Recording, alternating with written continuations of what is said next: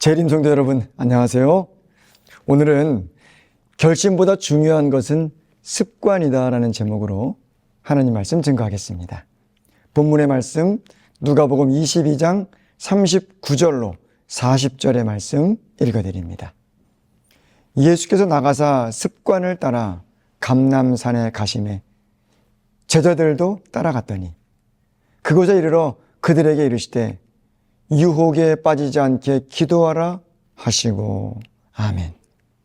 누가복음을 기록한 누가는 예수님께서 기도하러 가시는 모습을 묘사하면서 습관을 따라 감람산에 가셨다고 기록합니다.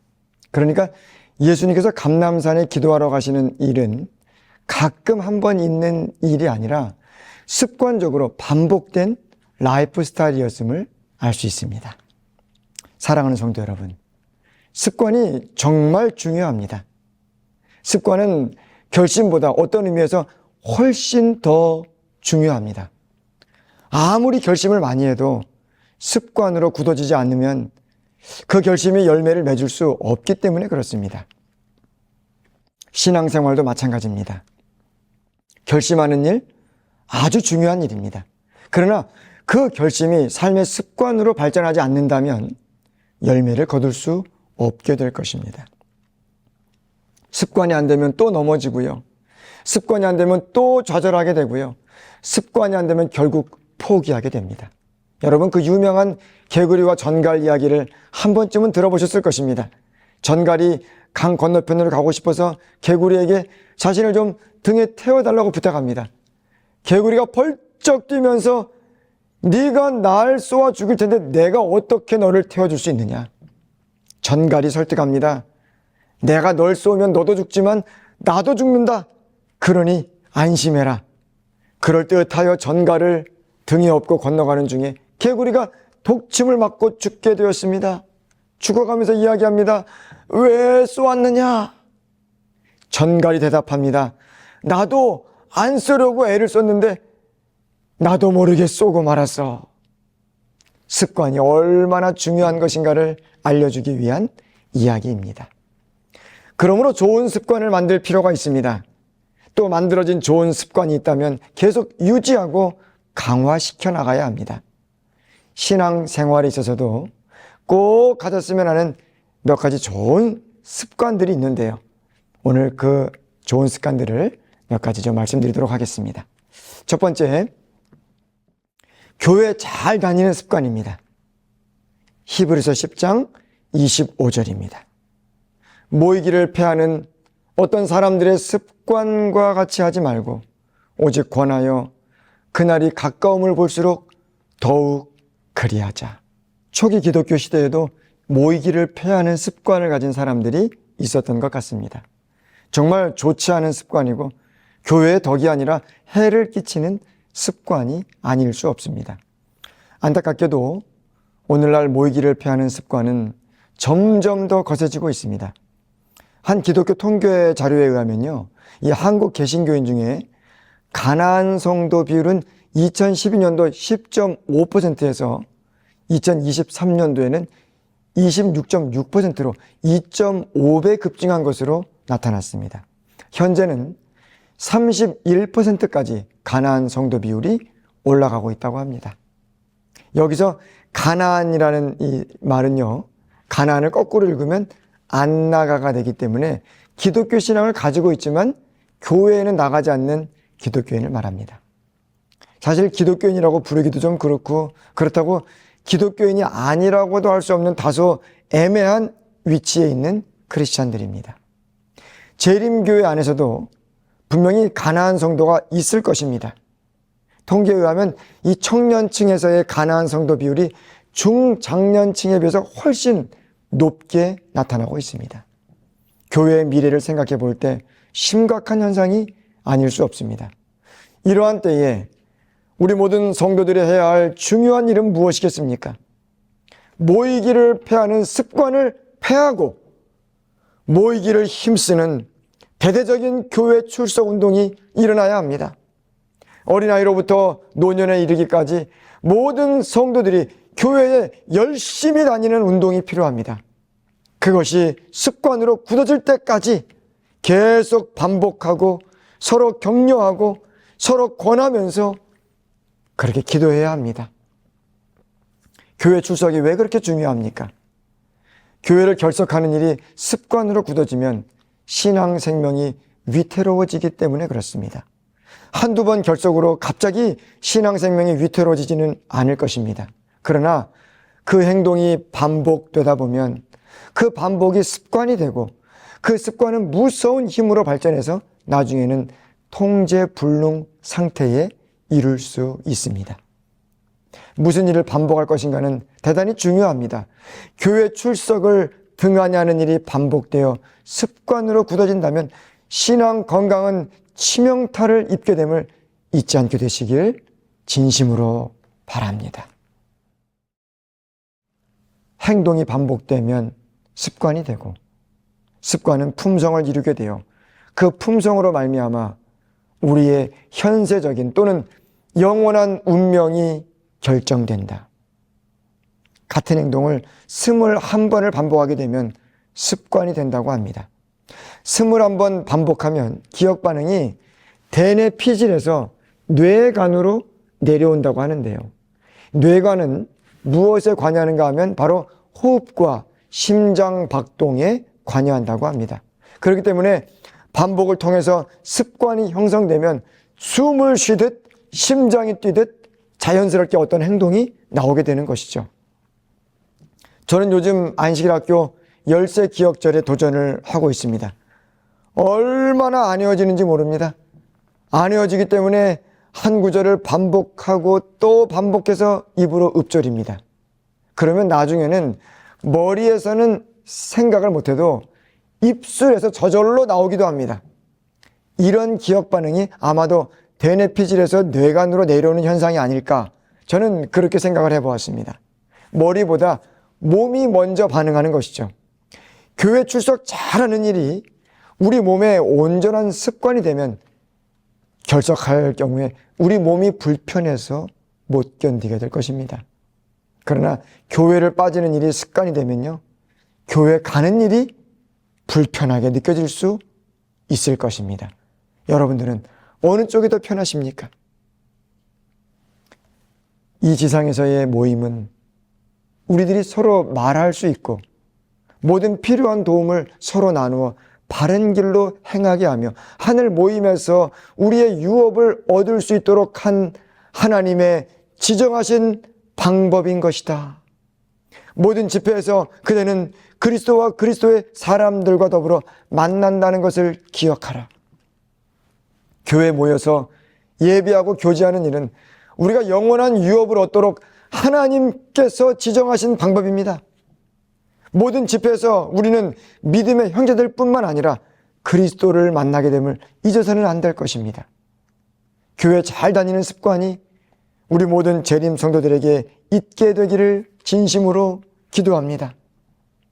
두 번째로, 모든 일에 먼저 감사하는 습관입니다.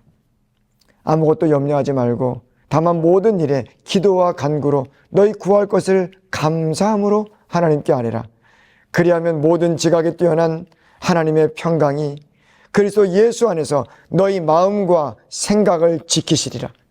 우리가 흔히 어떤 일에 감사할 때는 그 결과가 나왔을 때 감사합니다. 시험 성적이 생각했던 것보다 훨씬 더 잘 나왔을 때 감사가 우러나옵니다. 운전면허 시험에 합격했을 때 감사합니다. 질병에서 낫고 몸이 좋아지면 감사합니다. 걱정했던 일이 해결되었을 때 감사합니다. 그런데 오늘 본문에서 사도 바울은 성령의 영감으로 빌립보 성도들에게 어떻게 권면합니까? 아무것도 염려하지 말고 다만 모든 일에 기도와 간구로 너희 구할 것을 감사함으로 아뢰라. 감사 기도를 드리는 시점이 모든 문제가 해결되고 염려와 근심에서 노임을 얻은 후에 하는 것이 아니라 그 전에 먼저 감사함으로 아뢰라고 했습니다.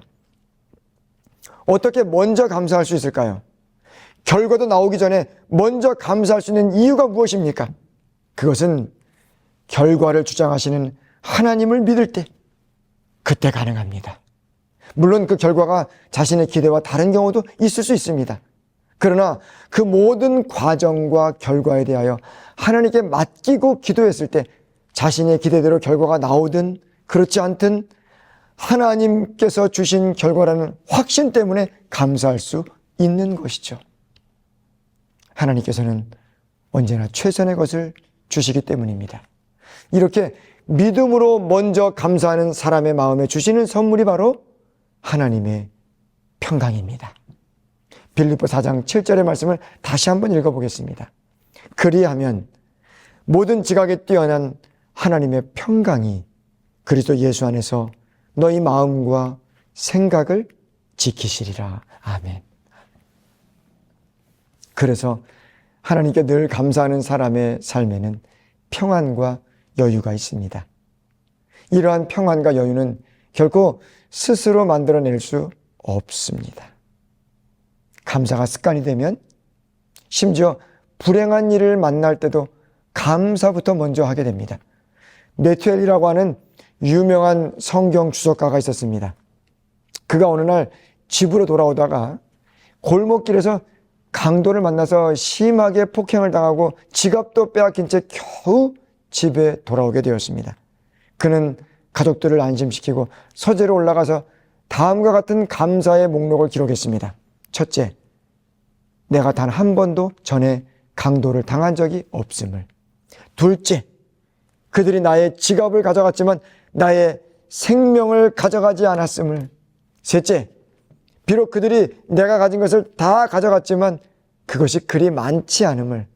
넷째, 강도를 당한 것이 나이지 강도를 한 것이 내가 아니기 때문에. 그 억울하고 분통 터지는 순간에 그는 자신이 손해본 돈과 체면에 집중하는 대신 감사의 목록을 작성하면서 하나님께서 베푸신 감사의 선물을 즐겼습니다.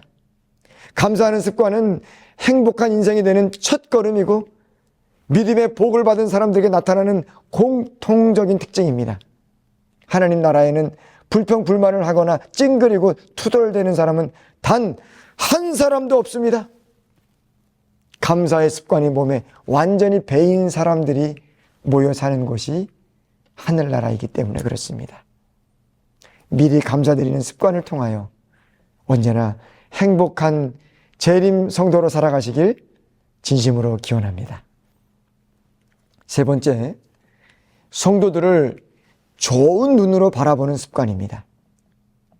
시몬아 시몬아 보라, 사탄이 너희를 밀가부르듯 하려고 요구하였으나 그러나 내가 너를 위하여 내 믿음이 떨어지지 않기를 기도하였노니 너는 돌이킨 후에 내 형제를 굳게 하라. 그가 말하되 주여 내가 주와 함께 오게도 죽는 데에도 가기를 각오하였나이다. 이르시되 베드로야 내가 네게 말하노니 오늘 닭 울기 전에 네가 3번 나를 모른다고 부인하리라 하시니라. 지금 이 장면은 시몬 베드로가 예수님을 부인하던 그 밤에 예수님께서 베드로에게 주신 말씀입니다. 이제 곧 베드로는 예수님을 배신할 것입니다. 그것도 3번씩이나 부인할 것이고 나중에는 예수님께 저주의 말을 섞어가면서 부인할 것이었습니다. 그런 베드로의 모습을 미리 다 아셨지만 예수님께서는 돌이킨 후에 내 형제를 굳게 하라고 격려해 주셨습니다. 예수님께서는 배신할 베드로를 보시는 동시에 돌이키고 돌아와서 복음 사업을 위하여 헌신할 베드로의 모습도 보셨던 것입니다. 오늘날 재림 성도들에게 필요한 것이 바로 예수님께서 베드로를 보신 것처럼 우리들도 우리의 교우들을 이런 아름답고 영적인 눈으로 바라보는 것입니다. 성도들을 좋은 눈으로 바라보는 습관은 너무도 귀하고 중요합니다. 현재의 모습이 좀 부족하고 모난 부분이 있을지라도 하나님께서 변화시켜 주실 미래의 모습을 기대하고 기도하고 그렇게 바라보는 것입니다. 지금 함께 신앙생활을 하는 교우들은 잠깐 보고 끝날 사람들이 아니고 영원히 하나님 나라에서 함께 살아갈 사람들임을 기억하시기 바랍니다. 교회 생활은 하나님 나라의 삶을 미리 맛보고 또 연습하는 과정입니다. 지금 옆에 계신 성도들과 작은 천국을 만들어갈 수 없는데, 그날에 갑자기 사이가 좋아지거나 갑자기 원수가 친구로 변하는 일은 결코 없을 것입니다. 천국 생활은 지금 있는 그 현장에서 이루어져야 함을 잊지 마시기 바랍니다. 하나님 나라가 여러분의 가정에서, 또 삶의 현장에서, 그리고 여러분의 교회에서 지금부터 시작되길 진심으로 기도합니다. 저는 사실 성도들을 좋은 눈으로 바라보는 이 부분에서 많이 부족했던 것이 사실입니다.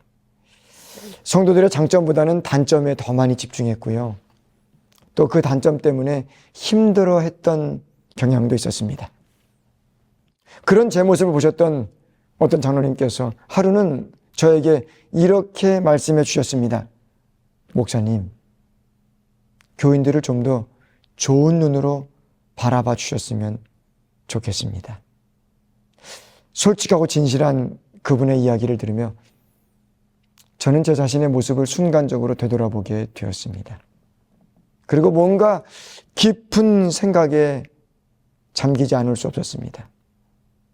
제가 쓰고 있던 어떤 마음의 안경을 벗고 좀 더 밝은 눈으로 성도들을 바라보게 되었습니다. 사랑하는 성도 여러분, 검은색 안경을 쓰고 있으면 세상이 온통 어둡고 불행해 보이고 천사 같은 사람들도 모두 검은 천사들로만 보일 것입니다. 그러나 색안경을 벗고 밝은 눈으로 보면 세상이 다 밝아 보이고 사람들도 밝아 보이고 나도 행복하고 나를 바라보는 상대방도 덩달아서 행복해집니다. 제가 성도들을 좋은 눈으로 바라보기 시작했을 때 그 긍정적인 영향의 최고 수혜자는 바로 제 자신이었습니다. 먼저는 제가 행복해졌고요.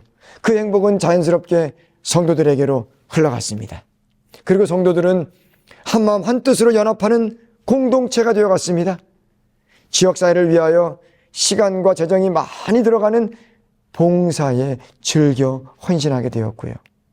오랜 기간 해결하지 못했던 교회 부채도 연합과 헌신의 분위기 속에서 단기간에 해결되는 모습을 보게 되었습니다. 성도들을 좋은 눈으로 바라봄으로 시작된 그 작은 미풍은 점점 큰 바람이 되고 나중에는 커다란 문제도 날려버릴 만큼 강풍이 됨을 경험하게 되었습니다. 좋은 눈으로 바라보는 것 너무도 중요한 일입니다. 어느 타이어 가게에 붙어있는 대형 현수막 표 중에 다음과 같은 문구가 있습니다. 이 땅을 지옥으로 만들고 싶다면 가까이 있는 사람을 미워하라. 정말 100% 공감되는 이야기가 아닙니까? 이 말을 조금 다른 각도에서 긍정적인 표현으로 바꾸면 이렇게 표현할 수 있을 것입니다. 이 땅을 천국으로 만들고 싶다면 가까이 있는 사람을 사랑하라. 다른 사람을 사랑하고 좋아하고 긍정적인 시각으로 보는 것은 그 사람에게도 내 자신에게도 그리고 그와 내가 속한 공동체 전체에 큰 복이 될 것입니다. 예수님께서 베드로를 바라보셨던 그 아름답고 영적인 시각을 우리 모두에게도 허락해 주시길 기도합니다. 네 번째로요, 예수님에 대하여 즐겨 말하고 자랑하는 습관입니다. 그들을 불러 경고하여 도무지 예수의 이름으로 말하지도 말고 가르치지도 말라 하니 베드로와 요한이 대답하여 이르되 하나님 앞에서 너희 말 듣는 것이 하나님의 말씀을 듣는 것보다 옳은가 판단하라. 우리는 보고 들은 것을 말하지 아니할 수 없다 하니, 사도들에게 당시 종교 지도자들이 도무지 따를 수 없는 명령을 내립니다. 예수님에 대하여 말도 하지 말고 가르치지도 말라는 것입니다. 그것은 사도들에게 불가능한 일이었습니다. 그렇게 할 수 없다고 당당하게 밝힙니다. 사도들에게 예수님은 대화의 주제였고 삶의 가치였고 배움과 가르침의 골자였습니다. 사도들에게 예수님을 빼면 정말 아무것도 남지 않을 만큼 그들의 인생의 전부였습니다. 알카라스라고 하는 프로 테니스 선수가 있습니다. 20대 초반의 젊은 선수인데요, 그 사람은 테니스를 너무 좋아해서 직업도 테니스, 취미도 테니스, 오직 테니스만 생각하면서 산다고 합니다. 큰 대회에서 많은 우승을 했기 때문에 엄청난 재물도 있지만 그는 테니스 훈련장 안에 있는 작은 캐빈에 살면서 자다가도 일어나서 테니스 연습을 할 수 있도록 방 안에도 연습 공간을 만들어 놓았다고 합니다. 저는 이 테니스 선수의 생활을 보여주는 짧은 영상을 보면서 많은 생각을 하게 되었습니다. 나는 과연 예수 그리스도를 전하는 전도자로서 예수님께 이토록 빠져본 적이 있는가? 예수님을 그렇게까지 사랑하고 그분의 말씀을 연구하고 기도하면서 자다가도 깨서 테니스 연습을 하는 알카라스처럼 그렇게 주님을 찾고 생각하고 열심을 품고 주님을 섬겼는가를 생각해 볼 때 그렇게 하지 못했던 것 같습니다. 안디옥에 살았던 신자들을 그 지역 사람들은 그리스도인이라고 최초로 불렀습니다. 어떻게 그들은 최초로 그리스도인이라 일컬음을 받게 되었을까요?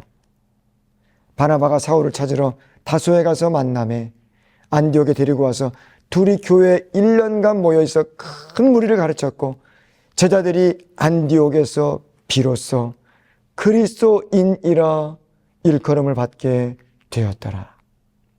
안디옥에 살았던 그리스도인들에 대하여 사도행전은 이렇게 기록하고 있습니다. 제자들이 최초로 그리스도인이라 불린 곳도 안디옥이었다. 그들의 설교와 가르침과 담화의 주제가 그리스도였기 때문에 그런 이름이 붙여졌던 것이다. 그들은 예수께서 직접 제자들과 같이 계심으로 축복을 주셨던 그분의 지상봉사 기간에 일어났던 사건들을 계속적으로 자세히 열거하였다. 그리스도의 고민, 배반당하심, 신문, 그리고 처형, 원수들이 그분께 간 모욕적 처사와 고문을 참으신 그 인내와 겸손, 그리고 당신을 핍박하는 자들을 위하여 기도하신 하나님의 동정에 대하여 말하였다. 그분의 부활과 승천, 그리고 타락한 인류를 위한 중보자로서 하늘에서 그분의 사업 등은 그들이 명상하기 좋아하는 주제들이었다. 바울과 바나바가 안디옥에서 가장 많이 설교한 주제는 예수 그리스도였습니다. 예수님의 탄생과 죽으심과 부활, 승천, 예수님이 주신 가르침 등 온통 예수님의 주제였습니다. 바울과 바나바에게서 배웠던 안디옥의 제자들도 틈만 나면 예수님을 이야기했습니다. 얼마나 예수님을 이야기를 많이 했으면 사람들이 그들에게 그리스도인이라는 별명을 지어서 그렇게 불렀겠습니까? 그리스도인이라는 말에는 긍정적인 뜻과 함께 조롱하는 그리고 놀리는 의미도 분명히 있었을 것입니다. 사람들이 그 이름을 어떻게 사용했던지 간에 그 이름은 이 땅에서 받을 수 있는 가장 고귀하고 영예로운 이름이었습니다. 사도행전 155페이지입니다. 그들에게 그리스도인이란 이름을 주신 분은 하나님이셨다. 이것은 자신들을 그리스도께 연합하는 모든 사람들에게 주어진 고귀한 이름이다. 아멘. 저와 여러분의 왼쪽 가슴에 비록 눈에 보이지 않더라도 그리스도인이라는 가장 영예롭고 고귀한 이름표가 항상 붙어 있음을 잊지 마시기 바랍니다. 마지막 5번째로요. 말씀을 묵상하는 습관입니다. 시편 119편 103절입니다. 주의 말씀의 맛이 내게 어찌 그리 단지요 내 입에 꿀보다 더하니이다. 여러분들에게 하나님의 말씀 성경은 꿀처럼 달고 맛있는 음식입니까? 아니면 먹고 싶지 않은데 억지로라도 먹어야 하는 쓴 약 같은 것입니까? 하나님의 말씀 성경이 맛있는 음식처럼만 느껴진다면 믿음은 쑥쑥 자라고 신앙심도 깊어질 것입니다. 어떻게 하면 성경 말씀이 입에 달고 몸에도 좋은 음식처럼 될 수 있을까요? 그 비결은 의외로 간단합니다. 말씀을 읽고 그냥 덮지 마시고 묵상하는 시간을 갖는 것입니다. 깊이 묵상하는 시간을 갖는 것이죠. 복 있는 사람은 악인들의 꾀를 따르지 아니하며 죄인들의 길에 서지 아니하며 오만한 자들의 자리에 앉지 아니하고 오직 여호와의 율법을 즐거워하여 그의 율법을 주야로 묵상하는도다. 말씀을 묵상하는 사람은 복 있는 사람입니다. 말씀 묵상이 무엇입니까? 말씀 묵상이란 하나님의 말씀이 좋아서 그것을 생각하고 또 생각하는 일입니다. 그 깊고 오묘한 뜻을 더 깊이 알고 싶어서 성경의 저자이신 하나님께 기도로 여쭤보는 일입니다. 더 밝은 빛이 깨달아지고 어떻게 살아야 할지 성령의 감동으로 인도하심을 받을 때 결심과 감사의 기도를 드리는 일입니다. 그러므로 말씀 묵상은 성경 연구와 비슷한 듯 약간 다릅니다. 말씀 묵상은요, 말씀의 뜻을 이해하고 깨닫는 것뿐만 아니라 그 말씀이 오늘 나에게 어떻게 적용되는지, 그리고 나는 어떻게 순종할지를 하나님과 대화하며 기도하는 경건의 시간을 포함하고 있는 것이죠. 재림 성도 여러분, 하나님과 깊은 대화의 시간을 원하십니까? 말씀을 묵상하시기 바랍니다. 말씀을 읽고 덮고 다른 일로 빨리 전환하기 전에 펜과 노트를 들고 하나님께서 오늘 나에게 어떤 말씀을 하시길 원하시는지 기도해 보시기 바랍니다. 그리고 적어 보시기 바랍니다. 말씀의 뜻을 명확하게 이해하지 못할 때는 그 뜻을 깨닫게 해달라고 또 기도하면서 증언의 기별을 찾아보고 참고 서적을 찾아보면서 그 뜻이 깨달아질 때까지 말씀을 붙잡고 씨름해 보시기 바랍니다. 그 모든 과정 속에서 우리를 도우시는 성령님의 임재를 체험하게 될 것입니다. 위대한 기도의 사람 조지 뮬러의 기도 생활은 말씀 묵상에서 시작되었다고 합니다. 그는 이렇게 이야기합니다. 내가 해야 할 가장 중요한 일은 먼저 하나님의 말씀을 읽는 일에 내 자신을 드리고 그것을 묵상하는 일이었다. 그렇게 함으로 나의 마음이 위로받고 힘을 얻고 경고받고 책망도 교훈도 받는다. 말씀을 묵상하는 동안에 하나님의 말씀에 의하여 나의 마음은 주님과 실제적인 교제를 갖게 된다. 그렇게 함으로써 거의 예외 없이 발견한 것은 단 몇 분이 지난 후 나의 영혼은 자백이나 혹은 감사, 중보 혹은 간구를 하게 된다는 것이었다. 그렇게 되면 내가 비록 기도하려고 애쓰지 않고 다만 묵상을 하였는데도 그것은 즉시 기도로 바뀌었다. 말씀을 묵상하면서 그 주신 말씀을 붙잡고 하나님과 기도의 대화를 나눌 때 그 기도는 정말 깊고 아름답고 진지할 것입니다. 거룩한 영성의 시간으로 들어가게 될 것입니다. 말씀 묵상은 밥을 꼭꼭 씹어 먹는 것에 비유할 수 있습니다. 아무리 맛있는 음식도 씹지 않고 그냥 삼키라고 한다면요, 맛도 제대로 모를 뿐만 아니라 음식을 삼키는 일이 곤욕스러운 일이 될 것입니다. 그러나 천천히 꼭꼭 씹어서 음식을 삼키면 먹는 동안도 행복하고 소화에도 큰 도움이 되고 건강도 좋아지게 됩니다. 그런데 어떤 분들은 성경 말씀을 어떻게 묵상하고 어떻게 생각할지 좀 더 구체적이고 뚜렷한 방법을 알고 싶어 하실 것입니다. 말씀 묵상에 익숙하지 않은 분들을 위해서 몇 가지 예시를 제시해드리면 다음과 같습니다. 말씀 속에서 하나님께서는 어떤 모습으로 나타나시는가? 하나님의 품성을 찾아보고 생각해 보는 것입니다. 말씀 속에서 인간의 모습은 어떤 모습인가? 하나님께서 어떻게 사람들을 이끌어 가시는가? 하나님께서 나에게 주시는 메시지는 무엇인가? 성경 속 인물들이 느끼는 감정을 같이 느껴보고 성경 속 인물들과 마음으로 인터뷰도 좀 해보고 그리고 하나님께 감사의 고백을 드리고 순종의 결심을 말씀드리고 마음의 느낌바들을 진솔하게 기록해 보는 것입니다.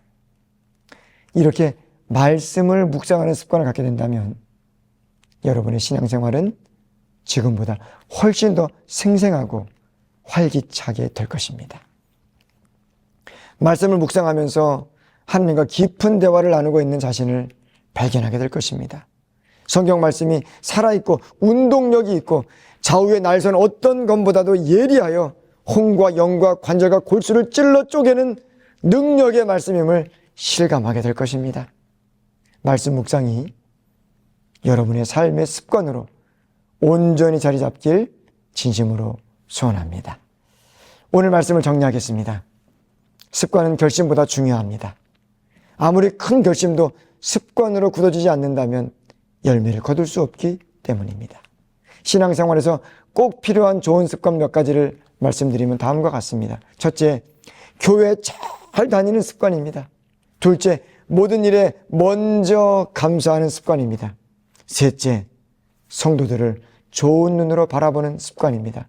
넷째, 예수님에 대하여 즐겨 말하고 자랑하는 습관입니다. 다섯째, 말씀을 묵상하는 습관입니다. 이런 좋은 습관들로 말미암아 하나님 나라가 여러분의 삶에 아름답게 건설되길 진심으로 소망하면서 오늘 말씀을 마치겠습니다.